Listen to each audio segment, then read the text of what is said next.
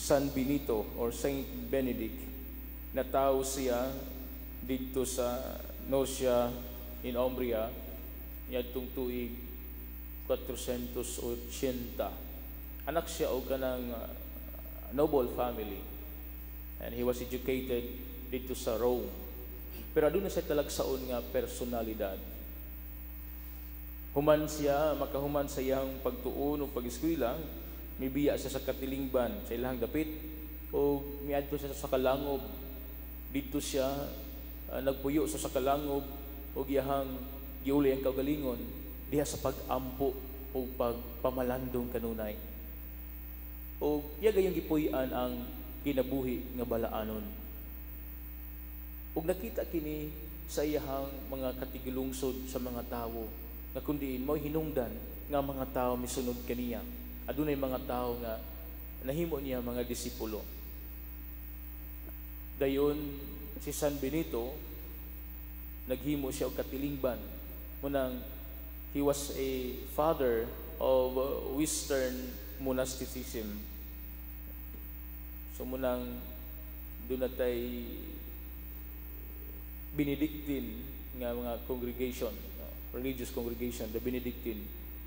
Siya mo'y founder ni ana. Gumikan sa iyang pagpuyo, gumikan sa iyang pag-ula sa iyang kaugalingon ngadto sa Ginoo, diya sa pag-ampo o diya usab sa pagtrabaho. Now, ato ning sulayan o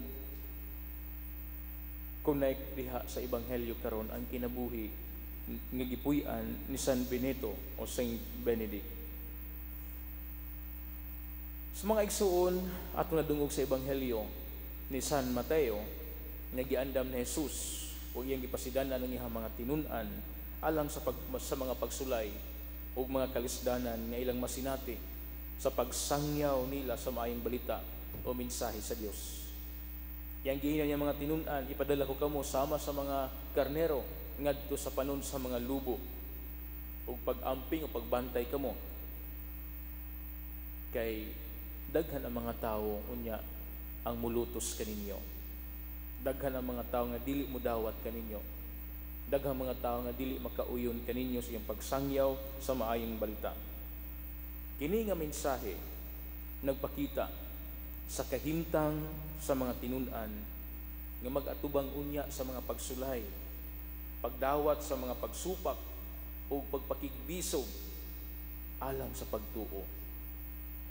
Ang pagsangyaw sa maayong balita, labi na niya itong panahon ni Kristo, dili gayud sayon, dili gayud lalim. Kay daghan ang mga tao nga wala gayud motuo ni Kristo. Daghan ang mga tao nga wala motuo nga siya mao ang Mesiyas nga mianhi sa kalibutan. Munang usa ka dakong hagit kini sa mga tinun-an ni Jesus. Dili lang kay hagit kundi risgo kay kini silang kinabuhi. Munang mingon si Jesus, kung lutusod ka mo sa kalungsod, kagyaw ka mo, nga tos laing lungsod. O pagbantay ka mo. Kaya sama ka mo sa mga karnero nga kung ipadalangad ko sa panon sa mga lubo. Mga igsuon, diya sa kinabuhi ni Saint Benedict o ni San Benito, nakisanati usab siya og daghang mga pagsulay. Sa dihang siya nagpundar o nag-establisar sa iyahang monasteryo sa Monte Cassino, nahimamat niya ang mga pagsupak gikan sa ubang mga tawo nga dili makasabot sa iyang misyon, dili makasabot sa iyang gipuy-an nga kinabuhi. Apan sama sa giingon ni Jesus, nagpabilin siya nga matinud-anon sa iyang tawag. Nagpabilin siya diya siyang pagtuo o pagsalig sa Ginoo. Taliwala siya mga pagsulay o kalisdanan sa pagpundar o sa kakatilingban nga nagapuyo gayud sa mga pagtulunan sa pamaagi sa Dios. Nagpabilin siya nga matinud-anon. Wala siya maluya, hinunua ang iyang pagtuo pagsalig ngadto sa Ginoo. Kanunay gayud nga lig-on o ang iyang kinabuhi iya gayong giangkla ngadto sa Dios. Ang iyang pagtuo o determinasyon naghatag usab kanatog ehemplo sa pag-atubang sa mga pagsulay sa atong kinabuhi. Isip mga Kristiyanos, isip mga bagtutuo. daghan usab kitang mga pagsulay nga masinati. Daghan kitang mga problema kalisdanan nga masinati. Ilabi na gayud kung atong puy-an ang kinabuhing Dios nun. Ilabi na gayud kung magsangyaw ta sa maayong balita. Ilabi na gayud kung magbuhat ta sa mga pagtulunan o kasuguan sa Dios nga gitudlo kanato. Daghang mga pagsulay ang atong masinati. Daghang mga kalisdanan ang atong masinati. Mga igsuon, diya sa tong pagsangyaw sa pulong sa Dios, diya sa tong pagtuman o pagbuhat sa kabubuton sa Dios, ang pagkamapaubsanon mao kini ang mahinungdanon diha nato sa tag sa kakinabuhi. Sama ni San Benito, ang pagkamapaubsanon ni Saint Benedict sa iyang pagtan-aw sa mga pagsulay, wala siya magpasagad sa iyang kaugalingon. Nagpasabot kini nga ang pagkamapaubsanon usa ka mahinungdanong bahin sa pag-alagad. Diya sa Ebanghelyo, giingon ni Jesus nga ang Espiritu Santo maghatag kanato og mga pulong sa panahon sa atong panginahanglan. Ingon sa ayaw kamo kahadlok kung unsa yung isulti kung kamo taralo na sa hukmanan. Kaya ang Espiritu Santo maghatag kaninyo unsa iyong isulti. Maghatag kayo, maglabdag kaninyo unsa iyong isulti at ubangan sa hukmanan. Sa Ebanghelyo, sa Jesus nagpasidaan sa iyang mga tinun-an hini nga ang Espiritu Santo maghatag gayud kanato og mga pulong sa panahon sa atong mga panginahanglan. Si Saint Benedict nagtuo sa gahom sa Espiritu Santo ug sa iyang mga sulat nag-awhag siya sa iyang mga sumusunod nga mag-ampo ug magpabilin nga mag-amping sa ilang mga kasing-kasing. Na taliwala sa mga pagsulay, taliwala sa mga kalisdanan o mga problema nga itong masinati, mag-uol gayud kita, mahiubos gayud kita. Ug tungod giana, maluya kita sa pagpadayon, sa pagsangyaw sa maayong balita. Manang si San Benito, iyahang gipasidahan ng iyang mga sumusunod. Ampingi ang inyong mga kasing-kasing.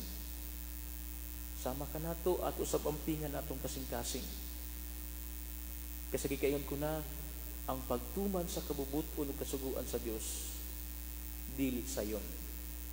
Labi na karong panahona. Although dili na kini pareha sa panahon ni Kristo, pero karong panahona dili usab sayon tungod kay sama kanila nga nakasinati mga pagsulay, kita usab managlaya ang mga pagsulay nga itong masinati kung kita magpuyo sa kinabuhing Dios nun. Apan na ikaduhang punto, di sa itong pagsangyaw sa maayong balita o sa mensahe sa Ginoo, kinahanglan nga kita magtinabangay. Ang pagtinabangay, isip komunidad. Ang pagtinabangay, isip mga magtotoo. Ang mga tinun-an ni Jesus, giauhag sa pagtinabangay, sa pagsangyaw sa mensahe sa Dios. Si San Benito o Saint Benedict nagtanaw sa kamahinungdanon sa katilingban o komunidad sa iyang monasteryo.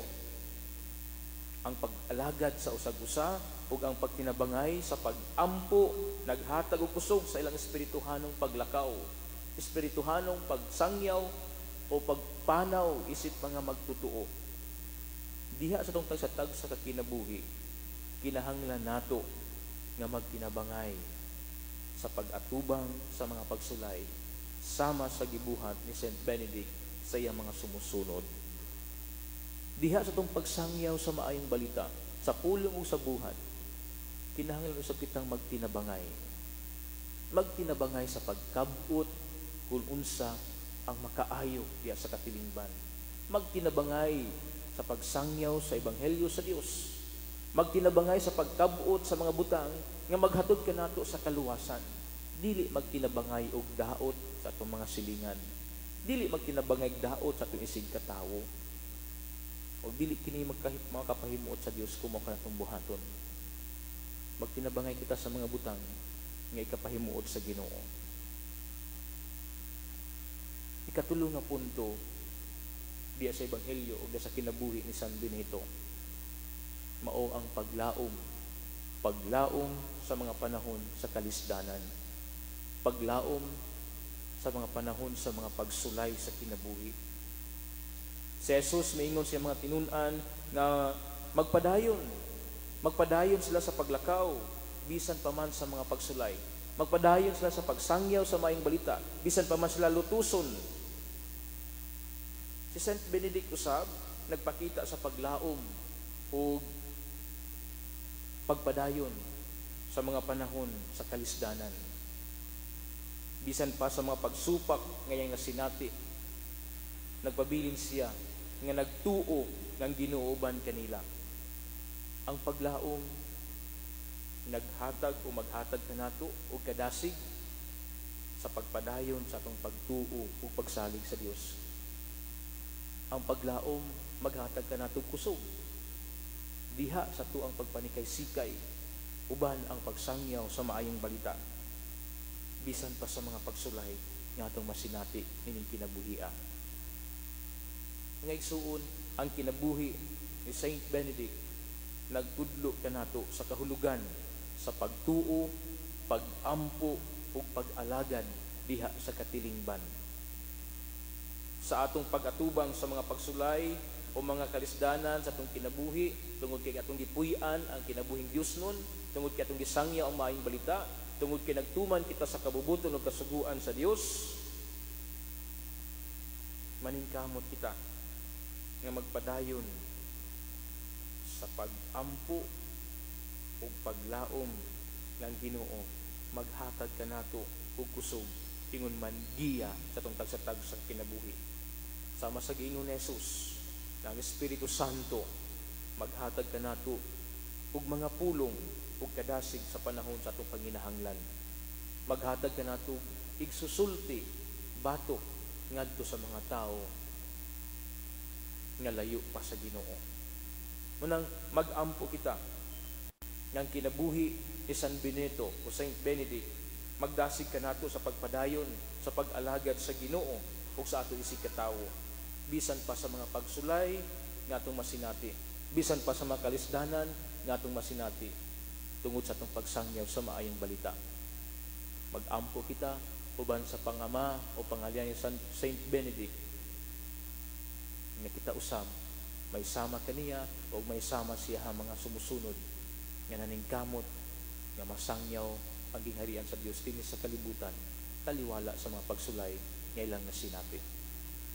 Hinaot pa unta nga isip mga magtutuo ato kining mapuy-an o ato kining mabansay katong adlaw-adlaw nga pagkinabuhi.